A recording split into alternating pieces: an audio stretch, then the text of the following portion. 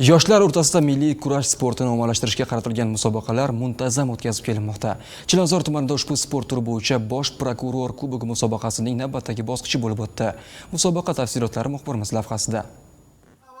Musobaqa davlatimiz rahbarining yoshlar siyosati hamda mahallalarda ommaviy sportni rivojlantirishga qaratilgan qarorlari ijrosi doirasida tashkil etildi. Bellashuvlarda 18 yoshdan 30 yoshgacha bo'lgan yigit va qizlar turli vazn toifalarida kurashib, keyingi bosqich yo'llanmasi uchun bahs olib bordi. Bugungi kunda Chilonzor tumanida 278 mingga yaqin aholi istiqomat qilib kelmoqda. Shundan salkam 95 ming nafari 18-30 yoshgacha bo'lgan yoshlarimiz hisoblanadi.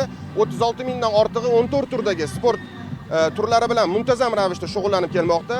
Shu jumladan tumanimizda yoshlarning 300 dan ortiq nafari sportning milliy kurash turi bilan muntazam ravishda shug'ullanib kelmoqda. Musobaqa davomida ishtirokchilar nafaqat jismoniy tayyorgarligi, balki matonati va g'alabaga bo'lgan intilishini ham namoyon etdi. Bellashuv yakunida g'olib va sovrindorlar Chilonzor tumani prokuraturasi tomonidan medal, diplom hamda qimmatbaho sovg'alar bilan taqdirlandi. G'oliblar esa musobaqaning navbatdagi bosqichida ishtirok etish uchun yo'llanmani qo'lga kiritdi. Shohruxbek Saidahmatov, Sirojiddin Husanov, yoshlar.